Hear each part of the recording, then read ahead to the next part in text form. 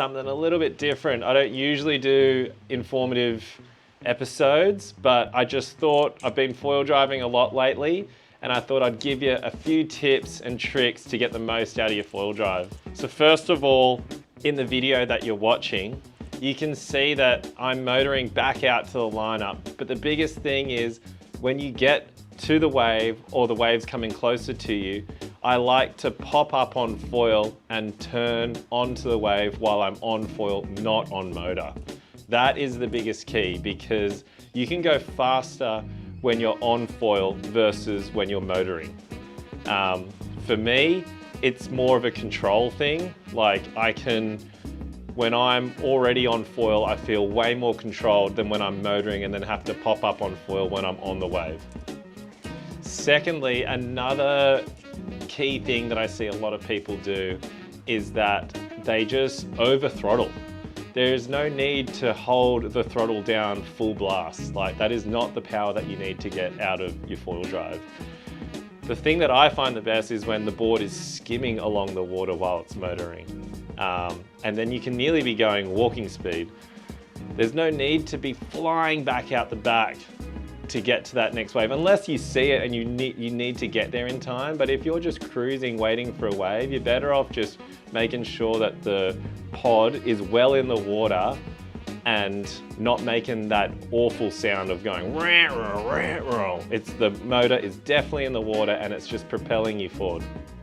I got another trick as well of putting on your mast to your split bolts. Usually, if you've got an integrated mast, it has a bolt here that connects it. That makes it super simple. But if you don't, and you've got an original code mast, I just like to hold the unit like this, have your split bolts already lined up, drop them in, and then honestly, I just hand tighten it. Much better than trying to get an electric drill and just crank them and then maybe they go in on the diagonal or something. Just like shuffle them around a tiny bit till you find them, and then you just literally finger tighten them until they get to pretty much flush, and then you just have to nib it up with your tool. Like, honestly, that's the best way to do it. Like, I don't even have a light here, I'm just finger tightening them, and as you can see, pretty much flush. And then you just nib it with the tool. Done. Another key thing that you'll see in the video is that, yes, I'm out at a beach where there's other surfers. I did get out there first because the tide was high and there was no other surfers out there.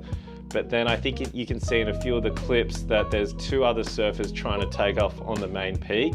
I came down when they first came out and made sure that they were totally cool with what I was doing, which they were. They were actually pretty frothing on what I was doing. And I just made sure of my spatial awareness. If I was on a swell before them coming in and it looked like they were paddling for a wave, I would just peel off.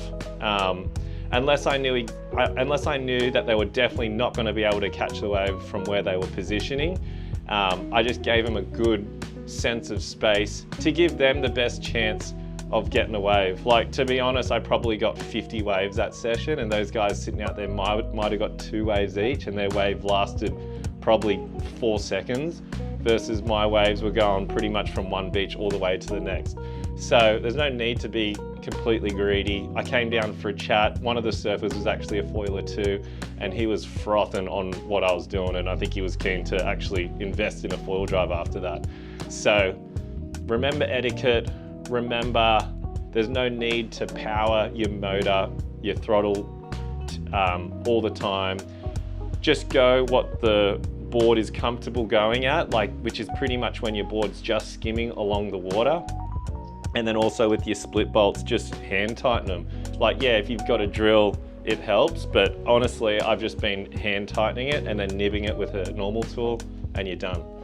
Hope you got a few tips. Enjoy the film, and we'll see you out there next.